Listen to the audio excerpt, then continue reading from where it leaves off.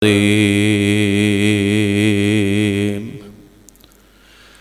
الله الرحمن الرحيم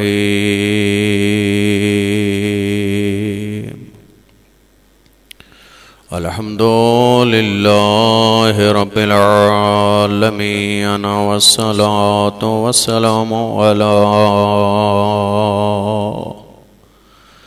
سید الدارین جد الحسن والحسین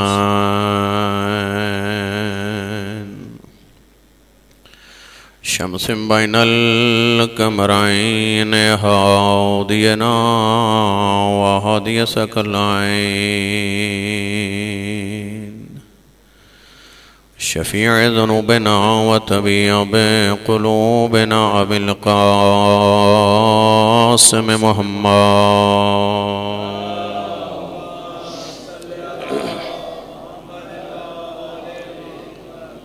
وعلى آل بیتہ الطیبین الطاہرین المعصومین المنتخبین المنتجبین المظلومین لا سیما علی امام زماننا الحجة ابن الحسن العسكري روحي وأرواحنا لتروا بمقدمه الفداء ورحمة الله على محبيهم واللعنة الدائمة على أعدائهم أجمعين من يوم عداوتهم إلى قيام يوم الدين أما بعد فقد قال الله تبارك وتعالى في كتابه المجيد بسم الله الرحمن الرحيم قل كفى بالله شهيدا بيني وبينكم ومن عنده علم الكتاب صلوات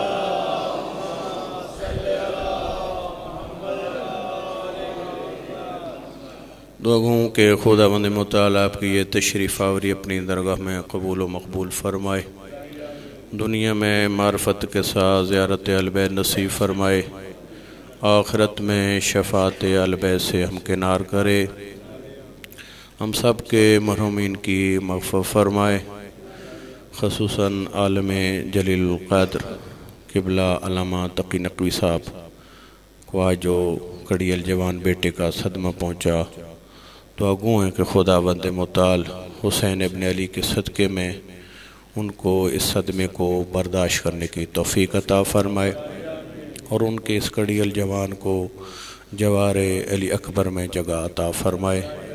گزارش ہے اپنے مرحومین کے لیے، شہداء مکتب تشیع کے لیے اور سید بزرگار کے اس جوان سال بیٹے کے لیے ایک سورہ فاتحہ کی تلاوت فرما لیں۔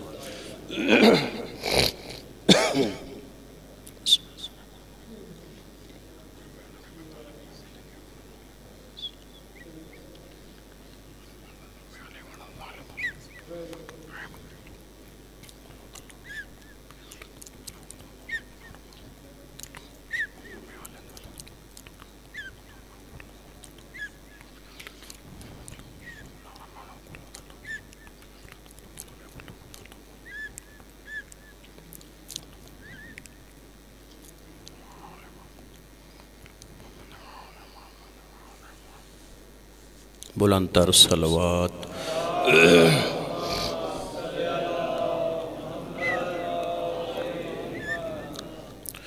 دنیا کمالات اور دنیا فضیلت و عظمت میں جب کسی با فضیلت ہستی کا تذکرہ ہوتا ہے، جب کسی با کمال ہستی کا تذکرہ ہوتا ہے جب کسی باعظمت ہستی کا تذکرہ ہوتا ہے تو ایک سوال اٹھتا ہے، کون سی چیز ہے جو باعث کمال بنی؟ وہ کون سی چیز ہے جو باعث عظمت قرار پائی؟ وہ کون سی چیز ہے جس نے اس ہستی کو با کمال بنایا؟ یہ بات وہاں پہ ہے جہاں پہ ایک عظمت ہو، جہاں پہ ایک کمال ہو، جہاں پہ ایک رفعت ہو، اور اگر ہستی ہو ایسی جس کے بارے میں عیسائی شاعر شاعرانہ انداز میں کہے کہ میں عاشق حقیقت تھا، توجہ تھے آپ کی میری طرف، عیسائی شاعر کہے میں عاشق حقیقت تھا اور میں متلاشی فضیلت تھا، میں نے ہر فضیلت کا پیچھا کیا، ہر فضیلت علی ولی کے دروازے پہ مجھے خیمہ زن ہوتی نظر آئی، ہر فضیلت علی ولی کے دروازے پہ مجھے خیمہ زن ہوتی نظر آئی۔ میں نے کہا چھوڑ دے اوروں کے تذکرے کو، اگر کسی کی فضیلت میں شعر کہنا ہے تو وہ حسنین کا با فضیلت بابا علی ہے، وہ حسنین کا با کمال بابا علی ہے۔ واقعاً دنیا کمالات میں، دنیا عظمت میں، دنیا فضیلت میں نام سنا آپ نے ایک عظیم مفسر علامہ طباطبائی رضوان اللہ تعالی علیہ، جس ہستی کی تفسیر جب مصر میں پہنچی مرکز اہل تسنن ہے، اور اس تفسیر کا وہاں کے مفسرین قرآن نے مطالعہ کیا، اس کتاب کو مطالعہ کرنے کے بعد یہ اہل تسنن کے تفسیر شناس علماء نے کہا اللہ کی اس دھرتی پر نیلے آسمان تلے آج تک اتنی عظیم تفسیر تحریر نہیں کی گئی۔ یہ آپ کا افتخار ہے، یہ مکتب اہل بیت کا افتخار ہے۔ معصومہ قم کا حرم، اسی میں یہ شخصیت سوئی ہوئی ہے علامہ طباطبائی رضوان اللہ تعالیٰ علیہ کی۔ وہ یہ جملہ ارشاد فرماتے ہیں، ان کی ایک کتاب ہے رسائل، چند مقالات اس میں لکھے ہیں، اس میں ایک مقالہ ہے شخصیت علی، ذات علی، اس کے بارے میں وہ فرماتے ہیں میں یہ نہیں کہتا علی با کمال ہے، میں یہ نہیں کہتا علی با عظمت ہے، میں یہ نہیں کہتا علی با فضیلت ہے۔ فرماتے ہیں میں جو کچھ قرآن و حدیث میں مقام علی سمجھا، مجھے تو یہ بات سمجھ آتی ہے علی میزان فضیلت ہے، علی میزان کمال ہے، علی میزان عظمت ہے۔ یہ با فضیلت نہیں بلکہ ایک ایسا میزان ہے جہاں پہ ہر با فضیلت کی فضیلت تلتی ہے، جہاں پہ ایک ایسا میزان ہے جس میزان پہ آ کر ہر شریف کی شرافت تلتی ہے، ہر عظیم کی عظمت تلتی ہے، ہر با فضیلت کی فضیلت تلتی ہے۔ وہ عظیم ذات، اور انہی کمالات میں سے ایک اہم ترین کمال علم کی صورت میں علی کو حاصل ہوا، اور واقعاً علم تو ہر دروازے پہ ہمیں نظر آیا، لیکن اس علم کو بھی دروازے علی پہ جو معراج ملی، کسی اور دروازے پہ مجھے وہ معراج نظر نہ آئی۔ نہج البلاغہ میں علی ابن ابی طالب نے مختلف تعارف کروائے ہیں اہل بیت کے، مختلف اینگل سے، مختلف انداز سے۔ علی ابن ابی طالب نے مقام علم کے حوالے سے بھی، توجہ تھے آپ کی میری طرف، مقام علم اہل بیت کے حوالے سے بھی اہل بیت کا تعارف کرایا۔ اس میں میرے آقا جملہ ارشاد فرماتے ہیں کون اہل بیت؟ میرے آقا فرماتے ہیں ہم حیات العلم، ہم موت الجال۔ فرمایا یہ فقط عالم نہیں بلکہ علم کو حیات بخشنے والی ہستیاں ہیں، یہ وہ ہستیاں جن کے سبب سے علم اب تک حی ہے، علم ان کی وجہ سے زندہ ہے، اور یہ وہ باکمال ذوات ہیں موت الجال، جن کی چوکھٹ پہ آ کر جہالت اپنی موت خود ہی مر جاتی ہے۔ وہ عظیم ذوات ہیں۔ اگر آپ اجازت دیتے تو میں یہاں پہ ایک استفادہ کرتا جملے سے کہ علی ابن ابی طالب آل بیت کا تعارف کراتے وقت یہ جملہ جو ارشاد فرماتے ہم حیات العلم، کون ہے آل بیت؟ جن کے سبب سے علم کو حیات ملی ہے۔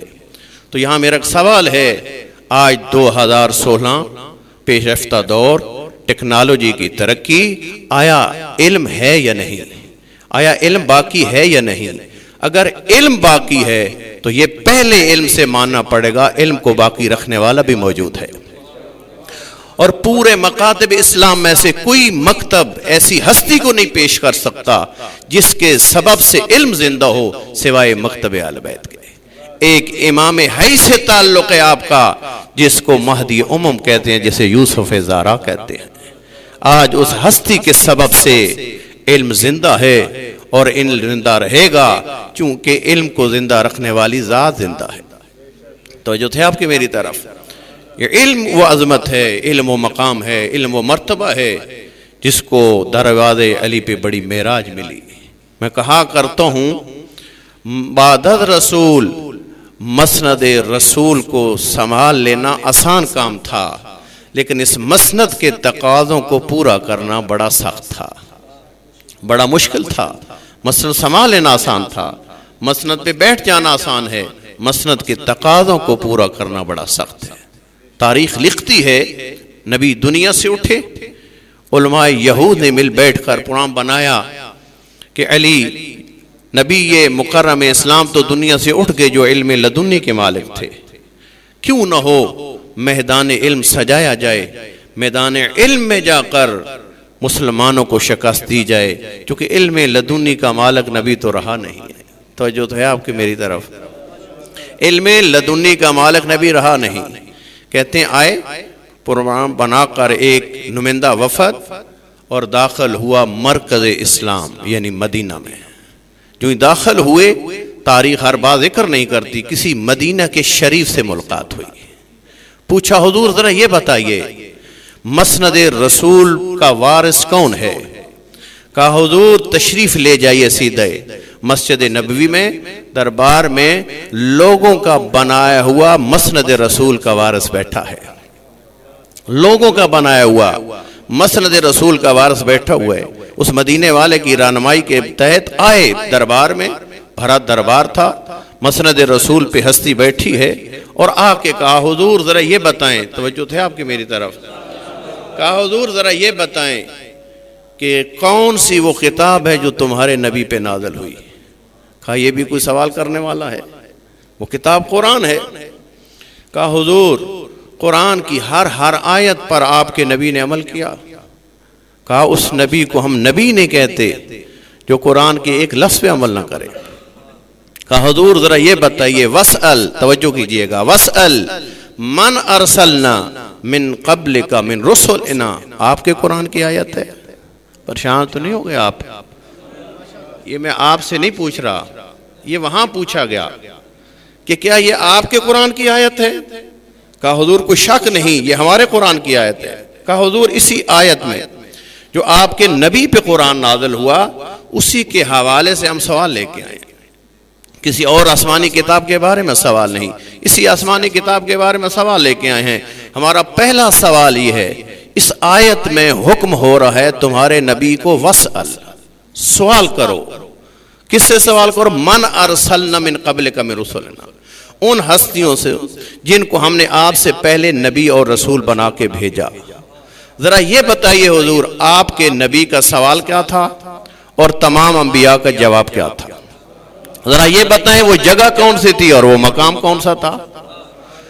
پریشان آپ بھی ہو گئے ہیں، جہاں حال یہ تھا ایک سوال آتا تھا سر جھک جاتا تھا، وہاں پہ اگر 4 سوال آ جائیں ایک ہی محفل میں کیا حال ہوگا؟ تاریخ کہتی ہے سر جھکایا، مسند رسول پر بیٹھی ہوئی ہستی نے سر جھکایا، سوال کا کوئی جواب نہ دے سکے فوراً سر اٹھاتے ہیں، سر اٹھا کر اختیارات کا ناجائز استعمال شروع ہوا۔ یہ آج جو دیکھ رہے ہیں آپ حشر، اختیارات کا ناجائز استعمال، اس کی تاریخ بہت طولانی، اختیارات کا ناجائز استعمال کرتے ہوئے کہتے ہیں فوراً ان یہودی علماء کے سر قلم کر دیے جائیں، ان یہودی علماء کے سر قلم کر دیے جائیں، یہ آ کے قرآن کے بارے میں مسلمانوں کے ذہنوں کو خراب کر رہے ہیں۔ تاریخ کہتی ہے بھرے دربار میں علی کے ہاتھوں کا پلا ہوا ابن عباس بیٹھا تھا۔ ابن عباس کہتے ہیں اے مسند رسول پہ بیٹھنے والے، یہ حکم حکومتی تو جو جاری کر رہا ہے، اختیارات کا ناجائز استعمال کر رہا ہے، تجھے معلوم ہے اس کا نتیجہ کیا ہوگا؟ رہتی دنیا تک اسلام کے دامن میں ایک ایسا عیب آئے گا جو کبھی پاک نہیں ہونے پائے گا۔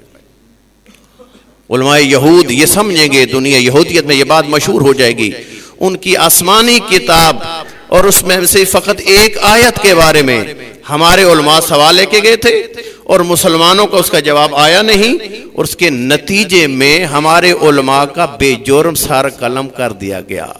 توجہ آپ کی ہوتی تو میں یہاں ایک جملہ بھی کہتا، اگر آج کے حالات اور آج کے مختلف قسم کی صورتحال آپ کے سامنے ہو تو یہاں سے یہ بھی بات سمجھیے، بے بنیاد فتوے دے کر لوگوں کے سر قلم کروانے کی تاریخ کہاں سے شروع ہوتی ہے؟ کہاں سے تاریخ شروع ہوتی ہے؟ جہاں بھی اپنا علم نہ دکھا سکے، جہاں بھی منطق کے ذریعے اپنی بات نہ منوا سکے، فوراً فتویٰ دے دیا سر قلم کر دیے جائے۔ نہ دیکھا بے جرم چاہے یہودی کیوں نہ ہو، اس کا سر قلم کرنا جرم ہے۔ اتنے میں ابن عباس نے جو جملہ کہا، تاریخ کہتی ہے مسند رسول پر بیٹھی ہوئی ہستی پھر کہتی ہے ابن عباس تو یہ کہتا ہے میں یہ حکم جاری نہ کروں کہ ان کے سر قلم کیے جائیں، ذرا یہ بتا پھر اس سوالوں کا جواب دے گا کون؟ تو کہتے ہیں ابن عباس نے دربار خلافت میں جھوم کر کہا اس بات کا تجھے بھی علم ہے مجھے بھی علم ہے کہ علم کو گتھیوں کو سلجھانے والی کون سی ذات ہے۔ فوراً یہی جملہ کہتے ہیں این این باب مدینۃ العلم، علم نبوت کا دروازہ کہاں ہے؟ علی۔ بتایا گیا حضور وہ گھر پہ ہیں، ایک مدینے کا شخص ساتھ لگایا گیا، مدینے کا شخص ساتھ آتا ہے، لے جایا جاتا ہے علی ولی کے دروازے کی طرف۔ تاریخ کہتی ہے علماء یہود آپس میں چہموں گوئیاں شروع کر دیتے ہیں۔ چہموں گوئیاں تو سمجھتے ہیں آپ لوگ جی، ایک دوسرے کے کان میں ہلکی ہلکی باتیں کر رہے ہیں اور چہرے پہ خوشی و مسرت کے آثار نمایاں ہیں۔ کیوں؟ اس لیے کہ علماء یہود کو علم تھا۔ یہ بات آج تک مسلمان کو سمجھ میں نہیں آئی، علماء یہود کو یہ بات سمجھ میں آ چکی تھی۔ علماء یہود کو علم تھا اس بات کا کہ بعد از نبی مسند نبی کا وارث وہی ہوتا ہے جو پوری امت میں سب سے زیادہ علم رکھنے والا ہوتا ہے۔ اسی لیے تو خوش ہو گئے کہ ہم اپنے ہدف میں کامیاب، ہم اپنے مقصد میں کامیاب، کیونکہ جب نبی کا وصی، جب نبی کا جانشین، جب نبی کا خلیفہ، جب نبی کی مسند پر بیٹھنے والا ہمارے سوالوں کا جواب نہ دے سکا، اس امت کی اور کوئی فرد ہمارے سوالوں کے جواب کیا دے گی؟ لیکن تاریخ کہتی ہے یہ ساری باتیں دھری کی دھری رہ گئیں۔ آئے ایک معمولی سے دروازے پر دکل باب دیا، دروازے پر اندر سے غیر معمولی ہستی آئی، ایک غیر معمولی ہستی آتی ہے، فوراً یہودی اپنی زبان پر سوال لانے کی کوشش کرتے ہیں۔ علی ولی نے فرمایا او یہودیو رک جاؤ، اب آگے اس دروازے پہ جہاں پہ سائل کے سوال بھی بتائے جاتے ہیں ساتھ جواب بھی بتائے جاتے ہیں۔ آگے تم اس دروازے پر جہاں پہ سائل کے سوال بھی بتائے جاتے ہیں ساتھ جواب بھی بتائے جاتے ہیں۔ تمہیں علم ہوا روم میں بیٹھ کر کہ ہمارا نبی دنیا سے اٹھ گیا، اور تمہیں علم تھا، علم لدنی کا مالک نبی تھا، اور اب تم میدان خیبر کا بدلہ لینے کے لیے میدان علم کو سجایا تم نے، اور آئے ہو ہمارے نبی پر نازل ہونے والی کتاب قرآن کے بارے میں ایک سوال لے کر۔ لیکن اگر آپ اجازت دیں تو میں یہاں پہ ایک سوال کر دوں اور ایک جملہ کہہ دوں علماء یہود کو، اے علماء یہود، قرآن کی ایک آیت کے بارے میں تم سوال لے کے آئے اس کے دروازے پر جو پوری زندگی یہ کہتا رہا لو سندت الوسادۃ وقد اجلست علیہا قد حکمت بین اہل التوراۃ بتوراتہم وبین اہل الزبور بزبورہم۔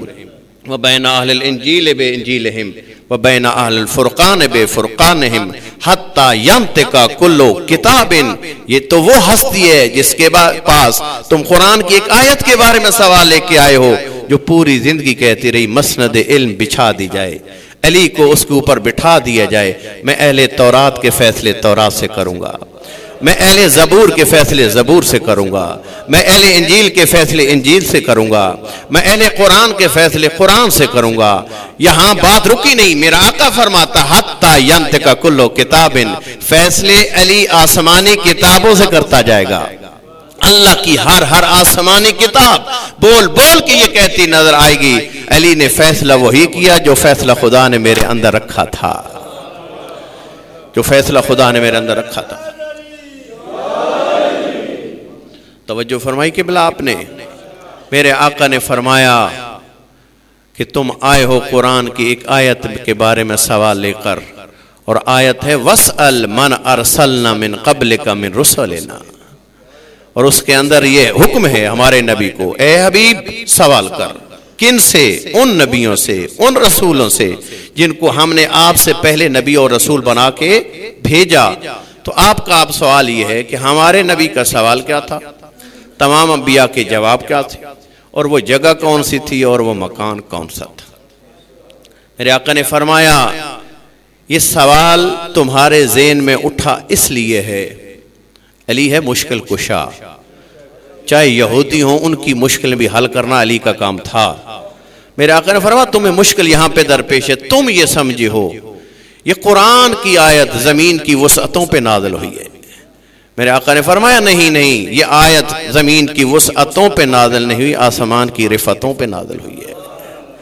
اللہ نے ہمارے نبی کو معراج پہ بلایا تھا، معراج پہ گیا حسنین کا نامہ، منزلیں طے ہو رہی تھی، براق کی سواری تھی، بڑھتے بڑھتے حکم پروردگار ہوا اے میرے حبیب رک جائیے.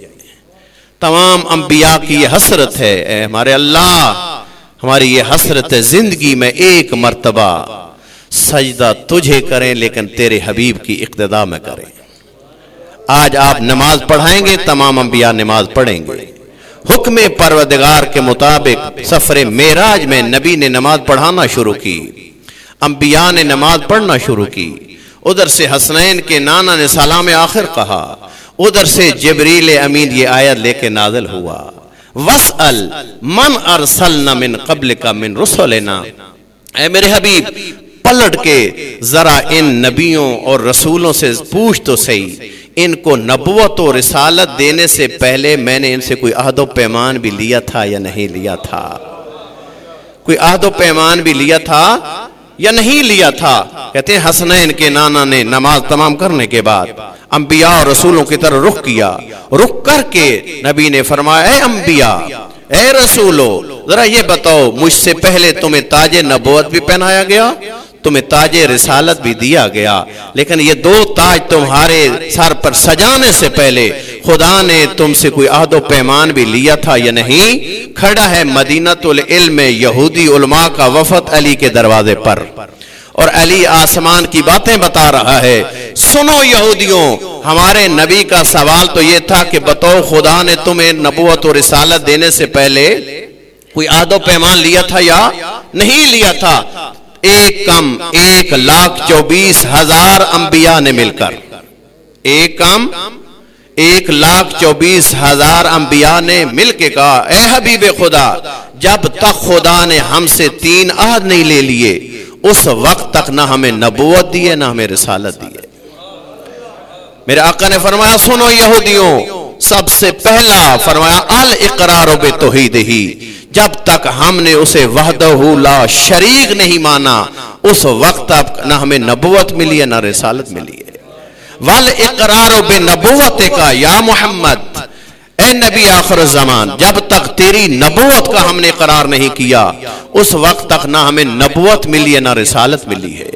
میرے آقا فرمایا سنو یہودیو والاقرار بولایت علی ابن ابی طالب، جب تک ہم نے علی کی ولایت کا اقرار نہیں کر لیا اس وقت تک نہ ہمیں نبوت ملی ہے نہ رسالت ملی ہے. علی ولی فرماتے ہیں وہ حسنین کا نانا دنیا سے اٹھ چکا ہے، جس ہستی کی ولایت کا اقرار کر کے نبی اور رسول منزل نبوت اور رسالت پہ پہنچے، وہ علی تمہارے سامنے کھڑا ہے، وہ علی تمہارے سامنے کھڑا ہے۔ محترم سامعین کرام، دیکھا آپ نے کہ مسند رسول کو پر بیٹھنا آسان تھا، اس مسند کے تقاضے پورے کرنا بڑا سخت تھا۔ تاریخ عجیب جملے لکھتی ہے۔ اسی دربار میں یہ سوال کس کے بارے میں تھا؟ قرآن کی ایک آیت کے بارے میں۔ توجہ ہے آپ کی میری طرف؟ قرآن کی ایک آیت کے بارے میں۔ اسی دربار میں نبی کے بعد ایک اور علماء یہود کا وفد آیا، داخل ہوئے، کہا حضور آپ مسلمان یہ سمجھتے ہو کہ عیسائیوں اور یہودیوں سے بڑھ کر خدا والے ہو، تو ہم تمہارے خدا کے بارے میں 3 سوال لے کے آئے ہیں۔ پریشان تو نہیں ہو گئے آپ؟ آپ کے خدا کے بارے میں 3 سوال لے کے آئے ہیں۔ حضور ذرا یہ بتائیے، ما لا للہ، وہ کون سی چیز ہے جو خدا کے لیے نہیں ہے؟ پریشان تو نہیں ہو گئے آپ؟ وہ کون سی چیز ہے جو خدا کے لیے نہیں ہے؟ ما لا عند اللہ، وہ کون سی چیز ہے جو خدا کے پاس نہیں ہے؟ ما لا فی علم اللہ، وہ کون سی چیز ہے جو علم پروردگار میں نہیں ہے؟ 3 سوال آئے، ایک سوال نہیں ہے، خدا کے بارے میں 3 سوال۔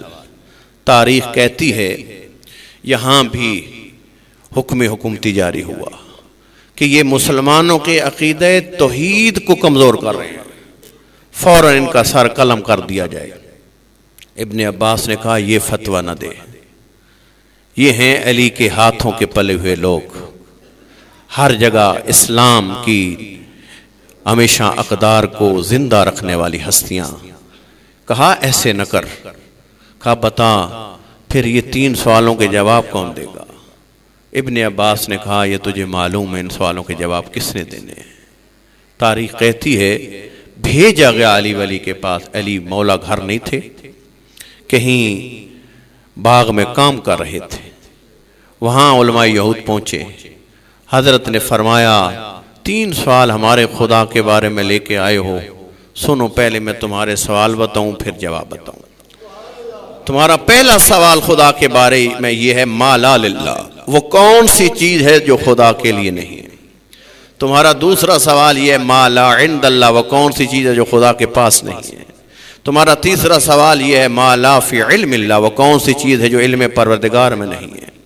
میرے آقا فرماتے ہیں جہاں تک پہلے سوال کا تعلق ہے ما لا للہ، میرے آقا فرماتے ہیں شریکن، وہ شریک ہے جو خدا کے لیے نہیں ہے، خدا شریک نہیں رکھتا۔ میرے آقا نے فرمایا تمہارا دوسرا سوال یہ ہے ما لا عند اللہ، وہ کون سی چیز ہے جو خدا کے پاس نہیں ہے؟ میرے آقا فرماتے ہیں ظلمن، وہ ظلم ہے جو خدا کے پاس نہیں ہے۔ میرے آقا فرماتے ہیں تیسرا سوال یہ ما لا فی علم اللہ، وہ کون سی چیز ہے جو علم پروردگار میں نہیں ہے؟ میرے آقا نے فرمایا وہ تم یہودیوں کا یہ کہنا کہ حضرت عزیر ابن اللہ ہیں، یہ اللہ کو علم نہیں ہے، یہ اللہ کو علم نہیں ہے، چونکہ اللہ کا کوئی بیٹا ہی نہیں ہے۔ جی فرمایا یہ 3 چیزیں ہیں، اور واقعاً طول تاریخ میں اس علم کی لاج جس انداز سے اس گھرانے نے رکھی اور اس علم کو پروان چڑھایا، کوئی اس نہ منزل معرفت کو پیش کر سکا نہ اس منزل علم کو پیش کر سکا۔ آئیے میں آپ کو پہلے امام کے دروازے سے نکال کر چھٹے امام کے دروازے پہ لے جاؤں۔ چھٹا لال ولایت، اسی علم اور جہالت کے بارے میں کیا فرماتے ہیں؟ میرے آقا فرماتے ہیں علم کیا ہے؟ آقا فرماتے ہیں العلم رأس الخیر کلے۔ میرے آقا فرماتے ہیں علم کیا ہے؟ میرے آقا فرماتے ہیں تمام نیکیوں کی جڑ کا نام علم ہے، تمام نیکیوں کی جڑ کا نام علم ہے۔ اور ساتھ ہی ارشاد فرماتے ہیں والجہل رأس الشر کلے، اور جہالت تمام برائیوں کی جڑ کا نام ہے۔ علم تمام نیکیوں کی جڑ اور جہالت تمام برائیوں کی جڑ۔ یقیناً ہم میں سے ہر ایک شخص کی یہ خواہش ہے میرے گھر میں نیکی ہی نیکی ہو، اور ہم میں سے ہر ایک کی خواہش ہے برائی کا اصلاً رخ نہ ہو میرے گھر کی طرف۔ تو اگر نیکیوں کو آباد کرنا ہے اور برائیوں سے گھر کو پاک کرنا ہے تو چھٹے لال ولایت کا نسخہ سن لیجئے. اپنے گھر میں علم کو آباد کر, اپنے گھر میں علم کو آباد کر, اپنے گھر میں جہالت کو نکال کے پھینک دے. اگر جہالت تو گھر سے نکالنے میں کامیاب ہوا تو تمام برائیوں کو گھر سے نکالنے میں کامیاب ہوا. اگر علم کو گھر میں بسانے میں کامیاب ہوا تو گویا کو نیکیوں کو گھر میں بسانے میں کامیاب ہوا. بہرحال یہاں رک کر ایک جملہ میں ضرور کہوں گا, یہ حسرتیں ہماری ہیں کہ ہمارا گھر مہد علم بنے, ہمارا گھر مہد عبادت پروردگار بنے, ہمارا گھر مہد ذکر اہل بیت بنے. لیکن یہ فقط اور فقط حسرتیں نہ رہیں, یہ مقام عمل میں آئیں. انسان مقام عمل میں جائے تو وہ نسخے جو آپ کے اور میرے ذہن کی اختراعیں وہ نہیں چلیں گے. نسخے انہی کے دروازے سے لینے ہوں گے جو آئے تھے کائنات کو درست راستہ دکھانے کے لیے. چھٹا لال ولایت فرما رہا ہے تیرے گھر کڑیل جوان موجود ہے, تیری حسرت یہ ہے کہ یہ نیکی کی طرف راغب ہو, برائی سے بچے. یہ فقط یہ حسرتیں رکھنے سے جوان درست راستوں پہ گامزن نہیں ہوتے, بلکہ آل بیت کے بتائے ہوئے اصولوں پہ چلنا ہوگا, آل بیت کے بتائے ہوئے فارمولوں کو اپلائی کرنا ہوگا اپنے گھروں میں. پھر جا کر آل بیت پسند ایک گھر کا ماحول بنے گا. چھٹے لال ولایت کے پاس عاشق آیا, آ کے آقا الا ما بنیت امرک یبن رسول اللہ, اے فرزند رسول آپ نے یہ 4 روزہ زندگی گزارنے کے اصول کیا بنائے ہیں؟ جی یہ 4 روزہ زندگی, دنیا کی 4 روزہ زندگی گزارنے کے اصول کیا بنائے ہیں؟ میرے آقا نے اس کے جواب میں اپنی زندگی کے چند اصول رکھے. توجہ تھے آپ کی میری طرف؟ آقا آپ نے 4 روزہ زندگی, المومن کیس, مومن زیرک ہوتا ہے. یہ نہیں کہا اس نے سوال کرنے والے نے کہ آقا میں اپنی 4 روزہ زندگی گزارنے کے اصول کیا بناؤں, یہ بھی تو کہہ سکتا تھا, لیکن کتنا زیرک ہے. کہتا ہے میرے چھٹے لال ولایت نے اپنی 4 روزہ زندگی گزارنے کے اصول کیا بنائے ہیں. میں چاہتا ہوں وہی اصول میری زندگی کے ہوں, میں چاہتا ہوں میری زندگی کے وہی اصول. اس کے جواب میں میرے آقا نے پہلا اصول بیان کیا. آپ کی توجہ ہے میری طرف؟ پہلا اصول چھٹے لال ولایت نے بیان فرمایا, سن میری زندگی کا پہلا اصول یہ ہے, علمت ان عملی لا یعملہ غیری فاجتہدت. میرے آقا فرماتے ہیں مجھے علم ہے میرا کام کوئی دوسرا انجام نہیں دے سکتا, لہذا میں سعی اور کوشش کرتا ہوں اپنا کام اپنے ہاتھوں سے انجام دوں. رہنمائی اصول, سنہری لفظوں سے یہ باتیں لکھنے والی, اپنے گھروں پہ بیان کرنے والی نہیں, عمل. پہلا اصول یہ ہے کہ میں جانتا ہوں, میں معصوم ہے, فرماتے میں جانتا ہوں کہ میرا کام کوئی دوسرا انجام نہیں دے سکتا, لہذا میں سعی اور کوشش کرتا ہوں اپنا کام خود انجام دوں, اپنا کام خود انجام دوں. یہ تو فرمان معصوم ہے. تو تھوڑی سی توجہ بھی دلا دوں اگر اجازت ہو تو. آئیے اس پہلے اصول کی روشنی میں اور آپ اپنے گھر, روزمرہ زندگی, گھر کے باہر کی زندگی اور گھر کے اندر کی زندگی کو دیکھیں. اس فرمان کی روشنی میں کیا میں بھی یہی کر رہا ہوں جی, یا مقام عمل میں آ کر میرا راستہ اور ہے, چھٹے لال ولایت کا راستہ اور ہے؟ پریشان تو نہیں ہو گئے آپ لوگ؟ کیونکہ ناج البلاغہ میں امیر بیان کا یہ بھی فرمان ہے, الحق مرن, حق کڑوا ہوتا ہے جی, حق کڑوا ہوتا ہے. اور یہ ڈاکٹر حضرات کے پاس نہیں معلوم, یہاں بھی بیٹھے ہوں گے ڈاکٹر حضرات, تو جب ڈاکٹر حضرات کے پاس ہم جاتے ہیں نسخہ لینے کے لیے, اگر عقل مند شخص ہو, بزرگ بندہ ہو, فہمیدہ شخص ہو, تو کبھی آپ نے جاتے رہتے ہیں, خدا آپ کو صحت و سلامتی دے جی, کبھی کبھار انسانی زندگی جانا پڑتا ہے. کبھی بھی فہمیدہ شخص, سمجھدار شخص نے یہ کہا ہے کہ ڈاکٹر صاحب ہم آئے ہیں مریض کو لے کر, یا خود میں مریض ہوں, حضور نسخہ ایسا تجویز کرنا ہے جس کا ذائقہ میٹھا ہو. کبھی آپ سوال نہیں کرتے. لیکن اگر بچہ لے کے جائیں, پورے راستے میں بچہ مریض کہہ رہے گا بابا ایک بات یاد رکھ لیں, میں نے ٹیکا نہیں لگوانا, میں نے کڑوی دوا نہیں کھانی. معلوم ہوا نسخوں کے ذائقوں پہ توجہ کرنا کار بچگانا ہے, اور نسخوں کے نتیجے پہ توجہ کرنا کار عقلانہ ہے.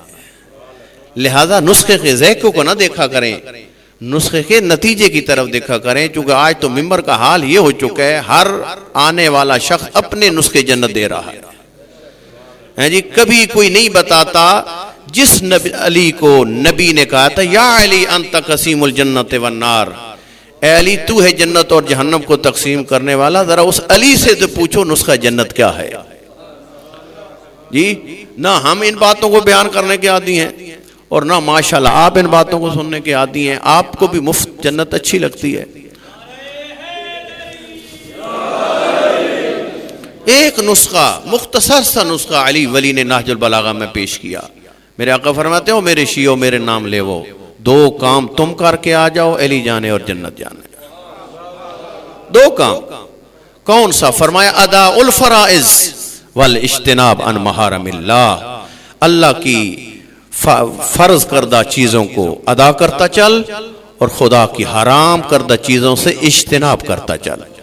یہ دو کام تو کر کے آ جا, علی جانے اور جنت جانے. تو جو فرمائیے یہ اس کا نسخہ جنت ہے جس کو نبی نے فرمایا تھا یا علی انت قسیم الجنت والنار, اے علی تو ہے جنت اور جہنم کو تقسیم کرنے والا. چھٹے لال ولایت نے پہلا اصول یہ 4 روزہ زندگی گزارنے کا کیا بیان فرمایا؟ علمت ان عملی لا یحملہ غیری فاجتہدت, مجھے علم ہے کہ یہ 4 روزہ زندگی میں ایسے کچھ امور ہیں جو میں خود ہی انجام دے سکتا ہوں, میرے علاوہ کوئی انجام نہیں دے سکتا. فاجتہدت, میں سعی اور کوشش کرتا ہوں خود وہ امور انجام دوں. اس میں بہرحال رک کر میں ایک جملہ کہا کرتا ہوں, اس جملے کو ایک دفعہ عبد خدا ہونے کی حیثیت سے لیتے ہیں ہم, ایک دفعہ حجت خدا ہونے کی حیثیت سے. اگر حجت خدا ہے ہونے کی حیثیت سے جملے کو لیا جائے تو یہ تو بات طے شدہ بات ہے کہ حجت خدا کا کام کوئی اور کہاں انجام دے سکتا ہے. امام برحق کا کام کوئی دوسرا غیر امام کس طرح انجام دے سکتا ہے؟ لیکن امام علیہ الصلوۃ والسلام, جو مجھے روایت سمجھ آ رہی ہے لب و لہجہ روایت کا, وہ یہ ہے کہ امام علیہ الصلوۃ والسلام ایک عبد خدا بندگی کی منزل پیش کرتے ہوئے بتا رہے ہیں 4 روزہ زندگی عام انسان کی حیثیت سے گزارنی ہے تو وہ کس طرح گزارنی ہے. پہلا اصول یہ ہے کہ اپنے امور کو سعی اور کوشش کر اپنے ہاتھوں سے انجام دے. جی, زوجہ بھی نکلی گھر سے, شوہر نامدار بھی نکلا گھر سے, سفر کی تھکاوٹ پلٹ کے شوہر چونکہ شوہر ہے وہ حضور بیڈ پہ آئے ہیں اور ان کی خواہش یہ ہے کہ ابھی ٹھنڈا پانی بھی پیش کیا جائے مجھے. دونوں کا سفر بھی ایک, تھکاوٹ بھی ایک, اور ممکن ہے بچہ بھی اگر ہے تو وہ بھی زوجہ نہیں اٹھایا ہو, تھکاوٹ بھی زوجہ کو زیادہ ہو. فقط یہ چونکہ میں شوہر ہوں اور وہ زوجہ ہے, یہ شوہر کی زوجہ کی ذمہ داری ہے آ کے مجھے پانی بھی پیش کرے اور بہترین چائے بھی آمادہ کر کے مجھے پیش کرے. معذرت کے ساتھ اسلام کے اندر زوجہ کے احکام اور ہیں, کنیز کے احکام اور ہیں. زوجہ کو شریک حیات کہا گیا ہے, وہ خرید کر کے جو گھر کام کے لیے لاتے ہیں اس کو کنیز کہا جاتا ہے. یہ کنیز کا کام ہے, یہ کنیز کا مرتبہ ہے, شریک حیات کا یہ مقام نہیں ہے, شریک حیات کا یہ مرتبہ نہیں ہے. شریک حیات کے احکام اور ہیں, اس پہ ہمیں توجہ کرنے کی ضرورت ہے.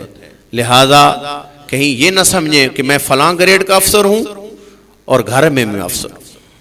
میرے گریڈ کا تقاضا یہ ہے کہ زوجہ مجھے آ کے یہ چیز پیش کرے. معذرت کے ساتھ تیرا جتنا بھی گریڈ بڑا ہو علی سے تو بڑھ کر تو نہیں ہے. مجھے تو تاریخ یہ نقشہ پیش کرتی ہے, فاطمہ جیسی زوجہ, علی جیسا شوہر.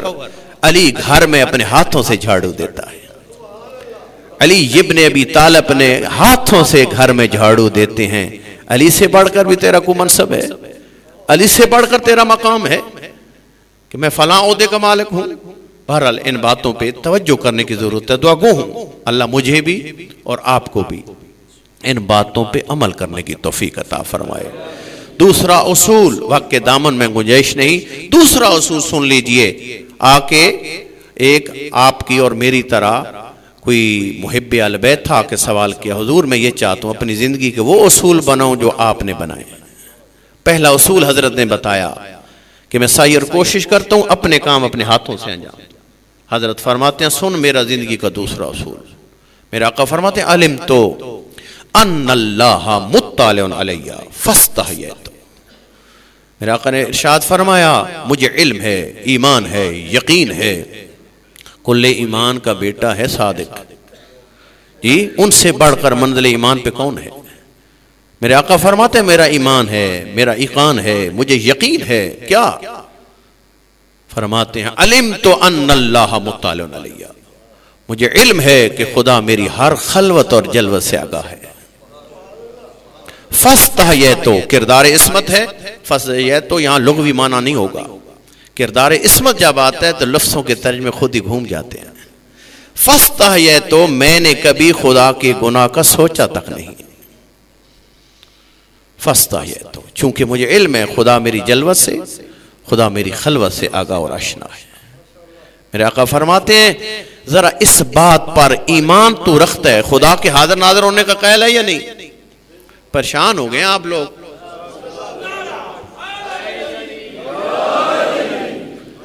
مجھے معلوم ہے کہ میں حد سے زیادہ ہی کوئی کڑوے نسخے دینے بیان کرنے لگ گیا ہوں، لیکن اس کا نتیجہ بہت شیرین ہے انشاءاللہ، بہت نتیجہ شیرین ہوگا.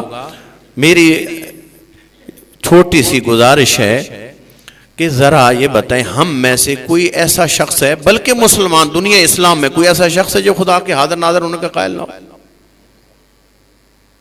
جی یہ تو اختلافی مسئلہ ہی نہیں ہے.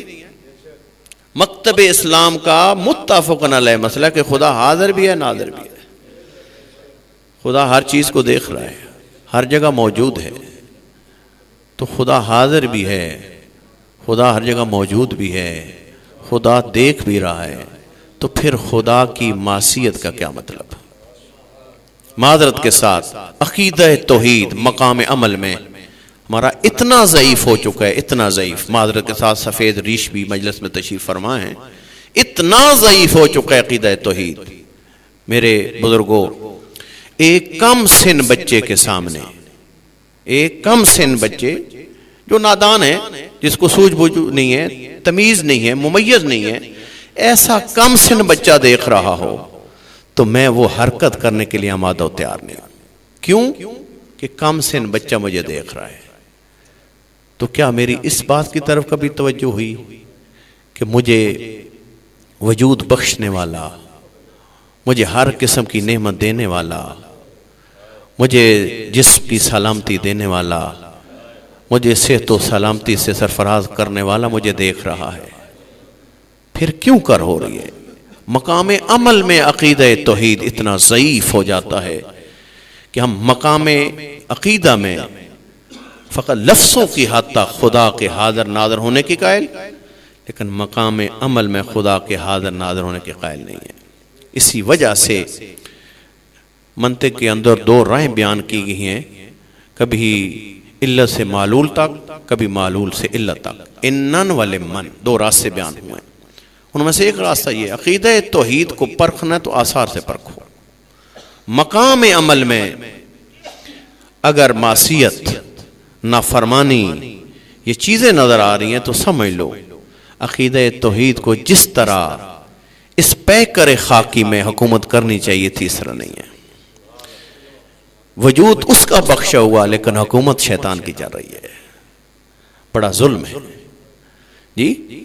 وجود جس نے بخشا حکومت اس کی ہونی چاہیے تھی، لیکن وجود بخشنے والا اور ہے اور اس وجود پر حکومت کرنے والا کوئی اور ہے.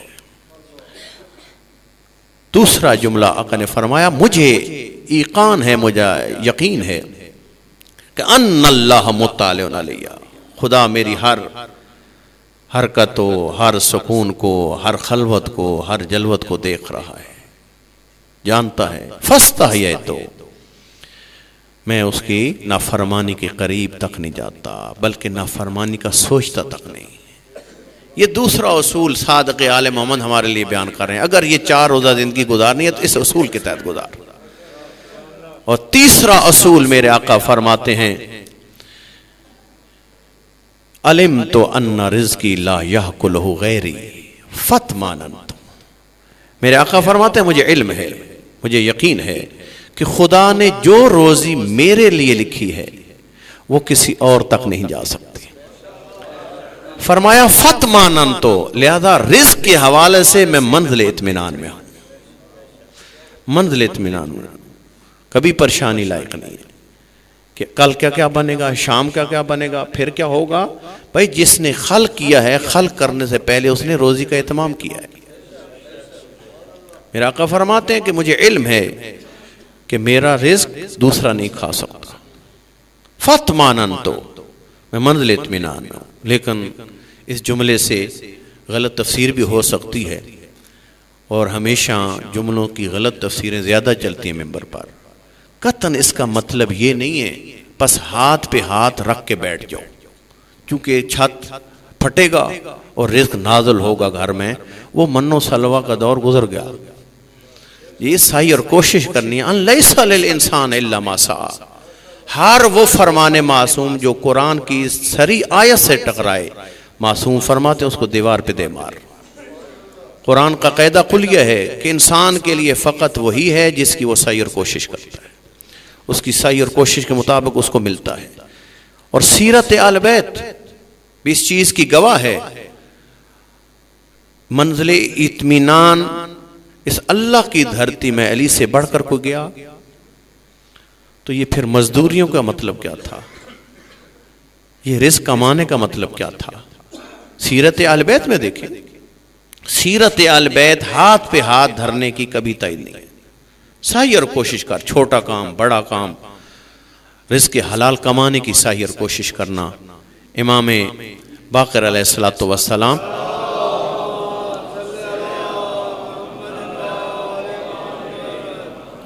کندھے پہ آقا کے ایک بیلچہ ہے، مدینہ میں کسی باغ کی طرف جا رہے ہیں، فوراً ایک عاشق آیا، کہتے ہیں آقا ہم نوکر کس کے لیے ہیں، ہم غلام کس کے لیے ہیں؟ آپ نے اپنے کندھے پہ یہ بیلچہ رکھا ہے، آپ نے ارشاد فرمایا وہ ہمارے عاشق و ہمارے محب، یہ جو میں بیلچے رکھا ہوں کندھے پہ اور جا رہا ہوں کام کے لیے، اسی حالت میں مجھے موت آ جائے تو میری شہادت کی موت ہے۔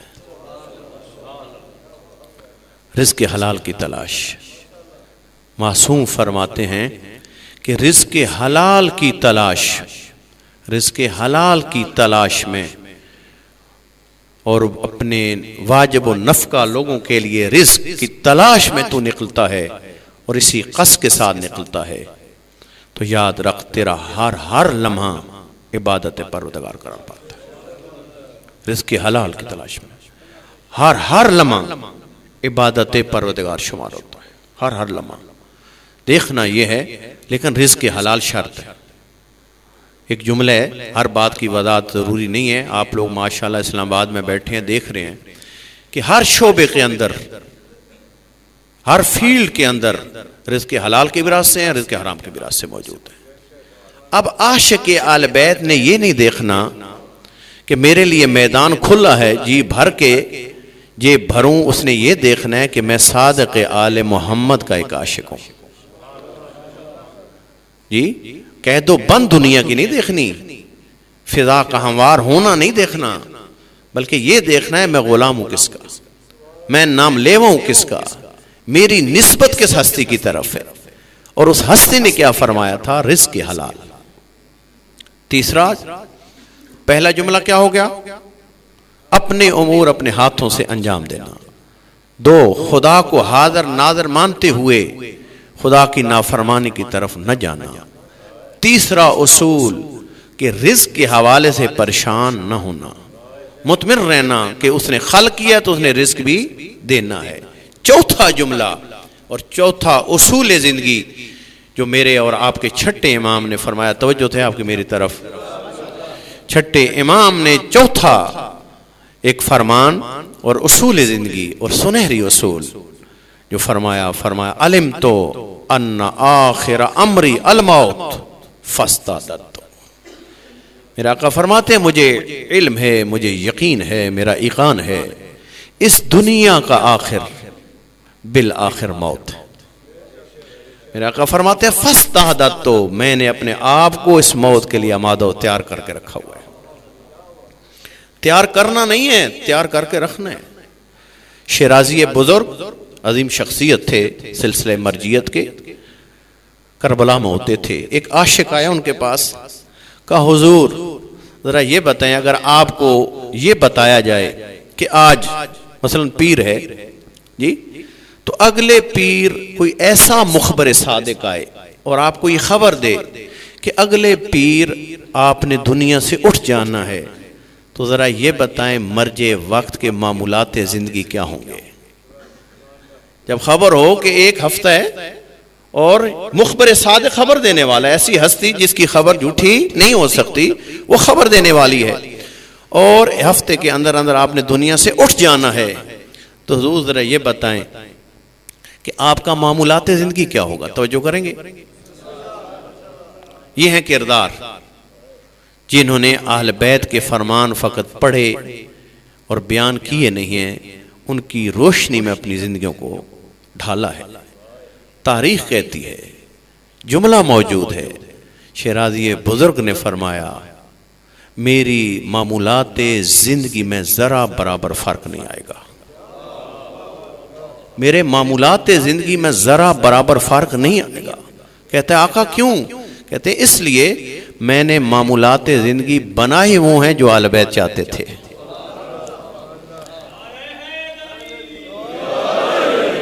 میں نے معمولات زندگی بنائے وہ جو اہل بیت چاہتے تھے. لہذا میرے معمولات زندگی میں آپ تو کہہ رہے ہیں ایک ہفتہ بعد، مجھے خبر دی جائے چند لمحوں بعد موت آنے والی ہے، میرے پھر بھی معمولات زندگی میں فرق نہیں آئے گا. یہ ہے کردار، یہ ہے درست راستہ، یہ ہے مجالس میں آنے کا اور مجالس کو منعقد کرنے کا اصل ہدف اور مقصد، کہ ہم اصل مقصد کی طرف متوجہ ہوں کہ یہ آل بیت عصمت و طہارت جیسی معصوم ہستیاں اس دھرتی پہ آئی تھیں تو کس ہدف کے لیے؟ یہ اپنے فضائل بتلانے کے لیے نہیں آئی تھیں، یہ اپنی عظمتیں منوانے کے لیے نہیں آئی تھیں، بلکہ کائنات کو خدا کی طرف متوجہ کرنے کے لیے آئی تھی. یوں تو پوری دنیا میں طول تاریخ میں ہمیں اسلام کے ٹھیکیدار اور عقیدہ توحید کے بچانے والے اور دعوے کرنے والے بہت نظر آئیں گے، لیکن رب اکبر کی قسم اس اللہ کے دین کو بچانے کے لیے جتنا خرچ علی و بطول کا ہوا، عزاداران مظلوم کائنات کسی کا نہ ہوا. عظیم شخصیت گزری ہے بر صغیر کی، علامہ نکن، وہ فرماتے ہیں کربلا میں 2 محاذ لگے، ایک محاذ کے سربراہ کا نام حسین ابن علی ہے، دوسرے محاذ کے سربراہ کا نام زینب بنت فاطمہ ہے. عجیب جملہ وہ فرماتے ہیں، کہتے ہیں حسین کے حصے میں جو محاذ آیا وہ حسین کا خاندانی کام تھا، لیکن فرماتے ہیں جو زینب کے حصے میں کام آیا وہ زینب کا خاندانی کام نہیں تھا. وہ فرماتے ہیں وہ کون تھی زینب؟ رات کی تاریکیوں میں نانا کے روضے پہ جانے والی زینب. کون زینب؟ جس کی ماں کا جنازہ رات کی تاریکیوں میں اٹھا. اجرکم اللہ داران مظلوم کائنات اتنا تعریف جملہ لکھتی ہے، شام غریباں کا سما آیا اور اجر رسالت عجیب انداز میں امت نے دیا، خیام جل گئے. حمید بن مسلم کہتا ہے میں نے منظر دیکھا، ایک پرعظمت بی بی آگ کے شعلوں کے کنارے کھڑی ہے. میں نے کہا پرعظمت بی بی جتنی قیمتی چیزیں چھوڑ دے، اندر نہ جانا، جل کے مر جائے گی. کہتے ہیں میری ایک بات نہ سنی، اپنے جد ابراہیم کی طرح وقت کے نمرود کی آگ میں گئی زینب. کہتے آگ کے شعلے اٹھ رہے تھے، گئی زینب، گئی تھی تو اکیلی تھی، جب پلٹ کے آئی تھی تو کمر جھکی ہوئی تھی، پش پہ بیمار تھا، کربلا کی گرم ریت پہ بیمار کو سلا کر ناظرت یمیناً و شمالا۔ زینب کبریٰ کبھی دائیں دیکھتی ہے کبھی بائیں دیکھتی ہے تو یہی کہتی ہے کہاں گے میرے پردے بنانے والے، اور کہاں گیا میرا عباس، کہاں گیا میرا اکبر۔ عزیزان مظلوم کہنا زینب کبریٰ کے بارے میں اختلاف ہے، کسی نے کہا زینب کو موت شام میں آئی، کسی نے کہا زینب کو موت مصر میں آئی، ایک زینب شناس عالم ہے کہتے ہیں نہیں، نہ زینب کو شام میں موت آئی ہے نہ زینب کو مصر میں موت آئی ہے۔ وہ کہتے ہیں مچھلی کی زندگی ہوتی ہے پانی کے اندر اور پردہ دار کی زندگی ہوتی ہے چادر کے اندر۔ مچھلی پانی سے باہر آتی ہے اس کو موت آ جاتی ہے، اور پردہ دار جب چادر سے باہر آتی ہے اس کو موت آ جاتی ہے۔ فرماتے ہیں زینب اس وقت مر گئی تھی جب بھائی کے قاتل کا ہاتھ تھا اور زینب کی چادر تھی۔ زینب اس وقت مر گئی تھی جب بھائی کے قاتل کا ہاتھ تھا اور زینب کی چادر تھی۔ 11 محرم کا وقت آیا، اتنا تاریخ کہتی ہے ان لعینوں نے اجر رسالت کے زیور پہنا ہے، زیور اجر رسالت پہن چکی بیبیاں۔ یہ لعین آگے بڑھے کہتے ہیں ہم بیبیوں کو سوار کرتے ہیں، میری آقا دادی کہتے ہیں قد اسود اللہ وجوہکم، او اللہ تمہارے چہرے سیاہ کر دے، ہم محمد کی بیٹیاں، تم ہمیں معاملوں پہ سوار کرو گے پیچھے ہٹ جاؤ، میں خود بیبیوں کو سوار کرتی ہوں۔ اتنا جملہ تاریخ لکھتی ہے ام کلثوم اور زینب کبریٰ نے ساری بیبیوں کو سوار کرنا شروع کیا۔ 11 محرم کو ساری بیبیوں کو جب سوار کر چکی، اتنے میں روز عاشور 2 بھائی رہ گئے تھے، ایک کو دنیا عباس کہتی ہے ایک کو دنیا حسین کہتی ہے۔ 11 محرم میدان کربلا میں زینب زہرا کی گود کی پلی ہوئی 2 بیبیاں رہ گئیں، ایک کو دنیا زینب کہتی ہے ایک کو دنیا ام کلثوم کہتی ہے۔ تاریخ کہتی ہے زینب پریشان ہو کے ام کلثوم کو دیکھتی تھی، حضرت ام کلثوم پریشان ہو کے زینب کبریٰ کے چہرے کی طرف دیکھتی تھی۔ اتنے میں میری بڑی آقا زادی کہتی ہے ام کلثوم پریشان ہو، ابھی زینب زندہ ہے، تجھے میں خود سوار کرتی ہوں۔ حضرت ام کلثوم کو جب سوار کر چکی، اتنا مقتل کا جملہ ہے مامل کے قریب آ کر ناظرت یمیناً و شمالا۔